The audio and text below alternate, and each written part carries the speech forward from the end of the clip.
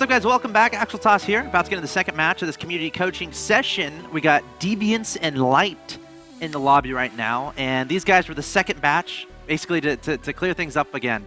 2 hours before this started, I kind of announced it or whatever, and then like 5 people joined the MLG channel.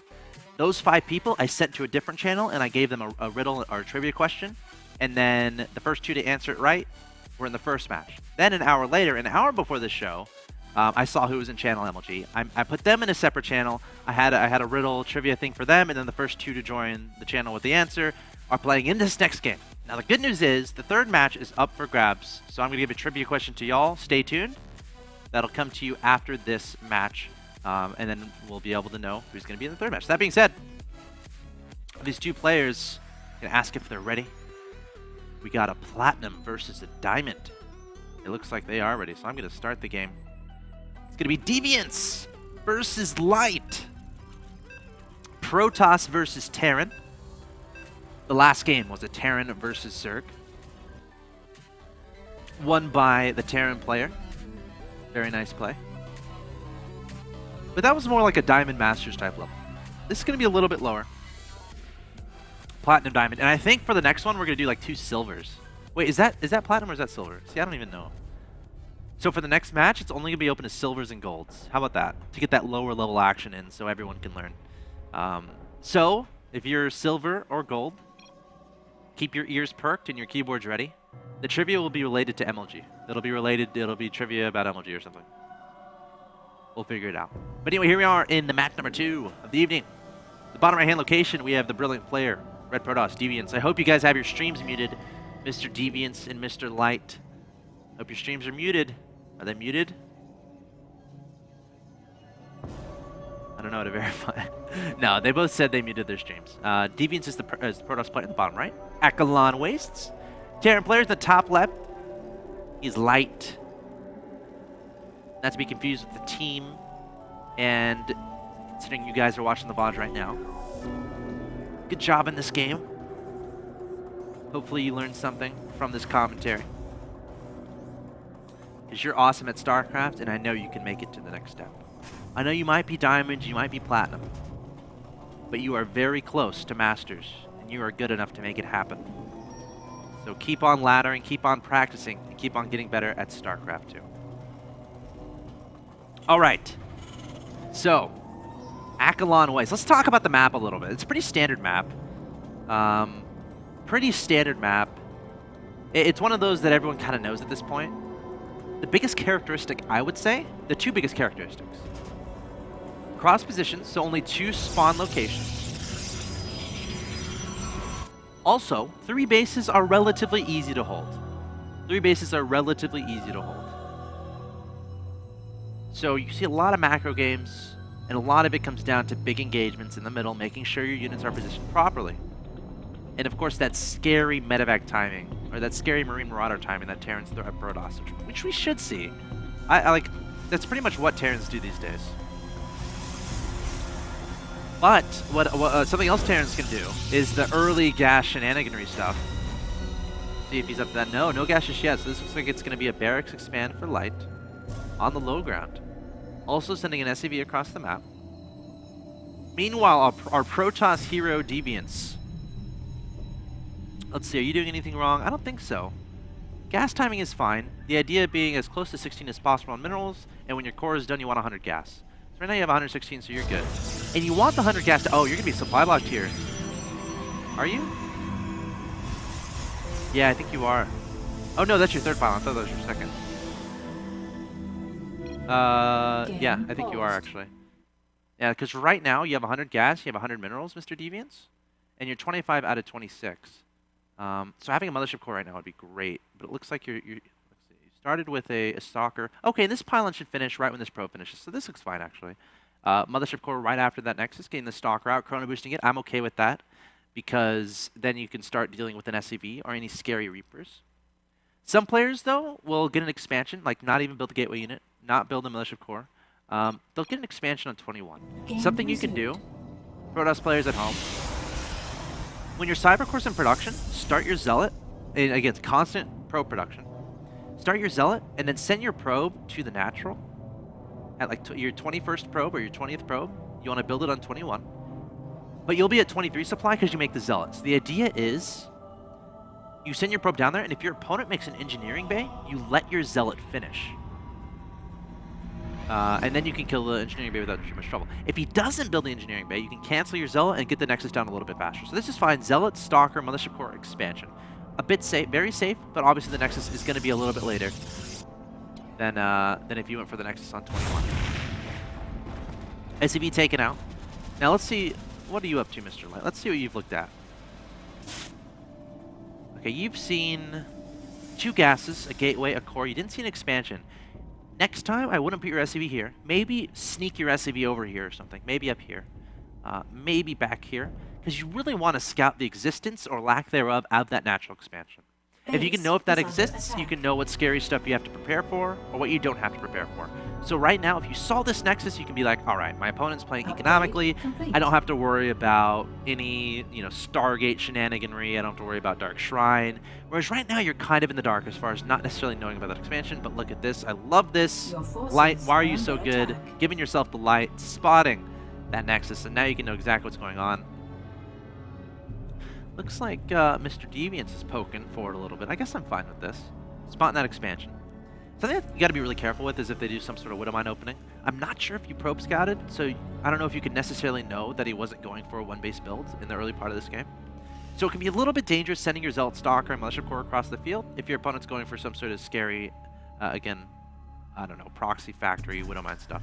So be a little bit aware of that is important. Maybe only sending your Stalker forward, or maybe sending a probe earlier to identify the gas timing so you can see, okay, he is expanding. So I can afford to be a little bit aggressive with my first Zealot, my first Stalker, and my Mothership Core.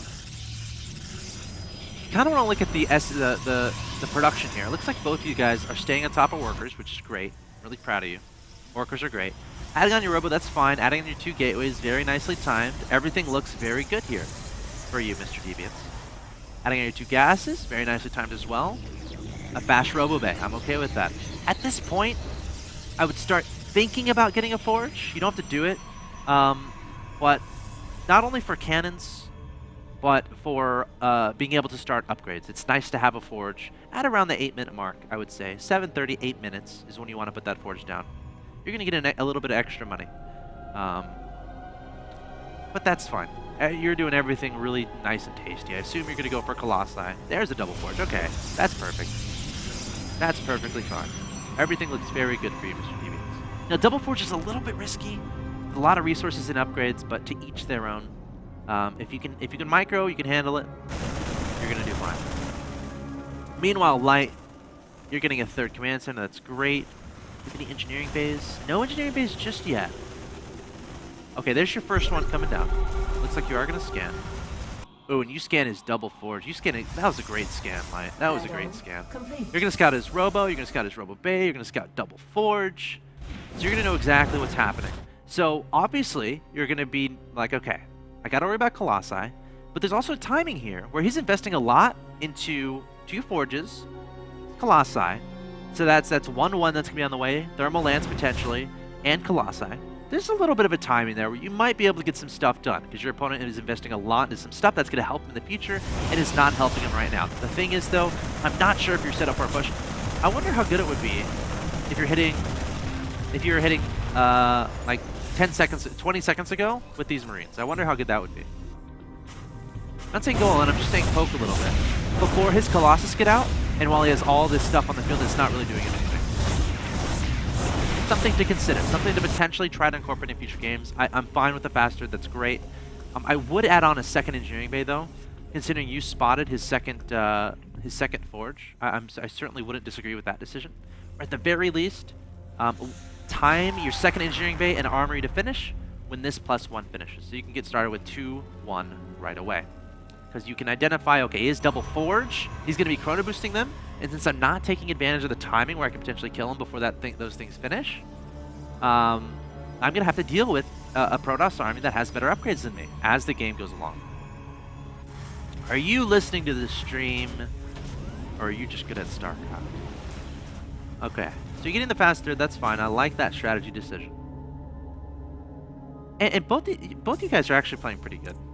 You're both playing pretty good. You're staying on top of your workers. Getting lots of tech out. Now, as a Terran at this point, you need to identify how much is my opponent investing into Colossi? When is he making the transition into Templar? One of the better timings you can hit is right before Storm completes, which is generally around, depending on who you're playing against, it's generally before 2-2 completes. So those kind of synergize together well. And really spread them out. So, oh, I like this. Only 2 Widow Mines inside. Got some stuff. Uh-oh. Oh, no, Devaince. Okay, you have a cannon there. Nice. I like that cannon. That's a good cannon. 3 Stalkers roped in. Okay. Trying to find probes. These probes looking for Forge to kill. Losing 1 Widow Mine. I guess I'm passively okay with how this went. Ooh, nice probe kill. You want to get that medevac out of the way. It's okay if the Widow Mines die, but you want to get the medevac out as fast as possible. Medevacs are so important. Not only production time out of the starport, but as medevacs scale up, it actually gets ridiculous as a Protoss to deal with it.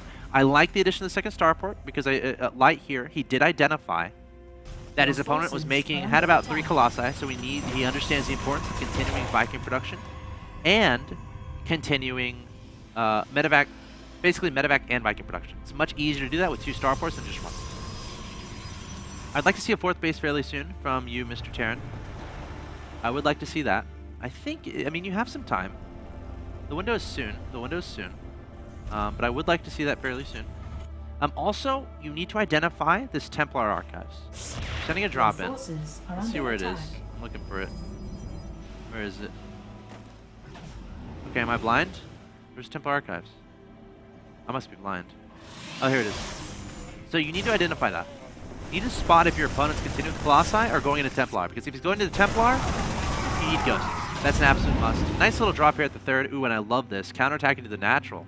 Now, as a Protoss, you got to be careful about this. You have to recognize your whole army shouldn't be over here. You have to recognize how big the drop is. Maybe a cannon here would be great.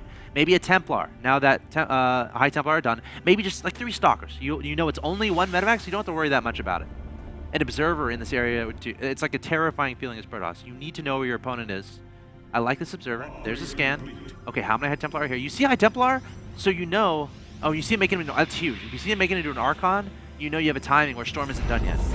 Then for the Vikings, gotta be careful. Oh, Marines and Marauders stimming up. Like I'm trying to stray away from commentating this. Okay, you're stimming up though. That's great. Getting past the force fields. No, Devaince, you needed to force field that ramp. That's so important. Oh, do you have any sentries? Okay, it looks like. Are you gonna be okay? It looks like you are. Wow. What an interesting little engagement that was. So Light, you did a great job getting past those force fields, but you have to kill the Colossi. That has to be priority. So a couple things. One, you want to keep your bio army away until the Colossi are dead. Try to spread your Protoss opponent out a little bit. If you can catch them off guard even more, it's going to be great for you. Like a drop in the main, a drop in the 3rd.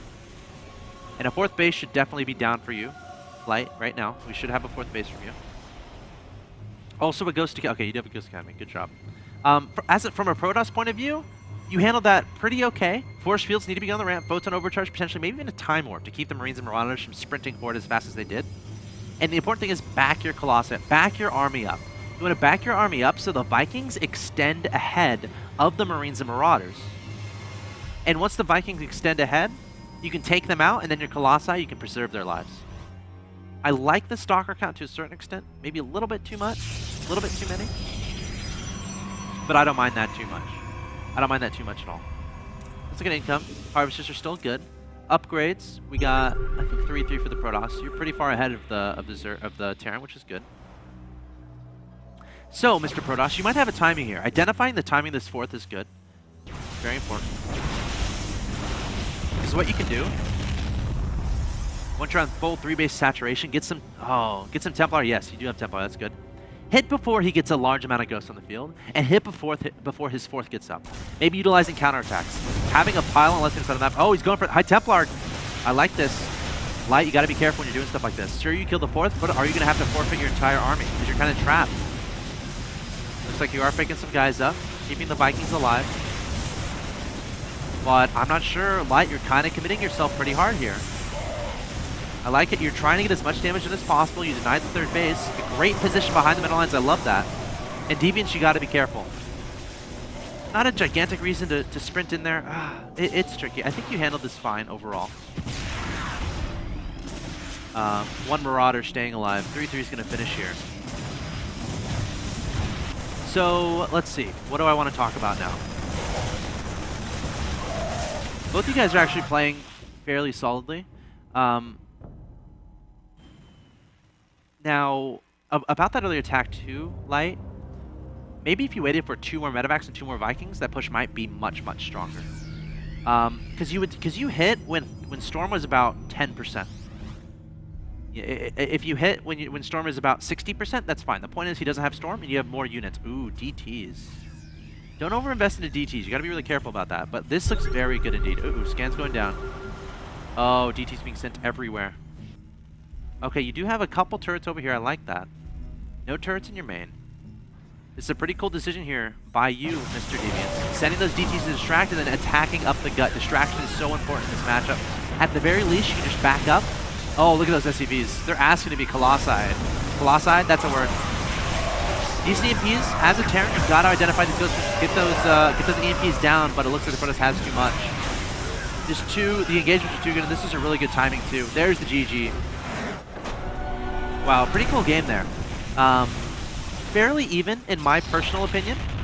If both of you made certain different decisions, like Light, when you committed your army into this location, maybe not the best idea, because it was really good for Devaince because he could just cancel the Nexus. Not a big deal whatsoever. He canceled the Nexus, got that money back, and now your entire army is trapped. So be very careful about sprinting your whole army into a location like this. Instead, an alternative, perhaps set up a concave on the high ground here and just peel away. 6, 7, 8 Marines, Marauders, maybe a medevac, and go attack this third.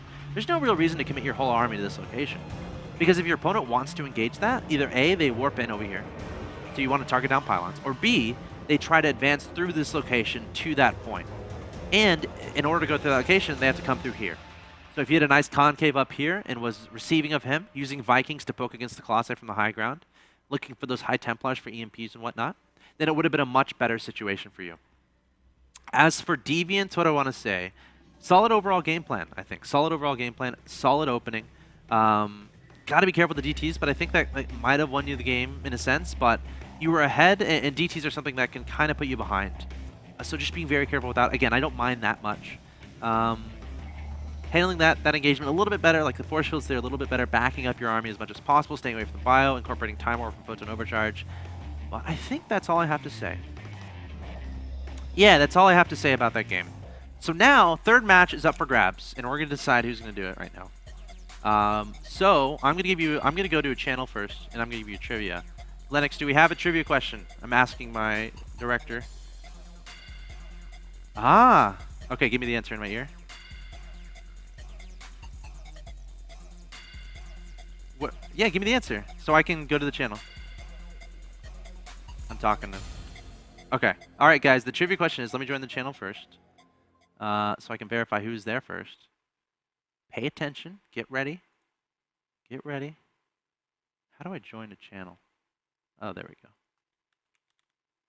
How do you spell it? Lennox, can you tell me how to spell it? I'm bad at spelling. Yeah? Okay, so here's the question. You guys ready? If you want to play in the next match. Oh, and this is only for silvers and golds. Only for silvers and golds. We're going after the lower levels here. So only for silvers and golds. If you're masters and you join, I'm sorry, you're not going to play. But the trivia question is, where was the very first MLG event held? Currently, I'm in the channel for StarCraft 2. Currently, I'm in the channel for StarCraft 2, where was the first event held. I'm in the channel right now, the first 2 to join. I'm watching. I'm watching. Who's going to be the first to join? The first StarCraft 2 MLG event was held. Oh, there's one. You're not gold, man. You're not bronze. I'm sorry. I'm sorry, man. Oh, we got 2 gold players who just joined. Perfect.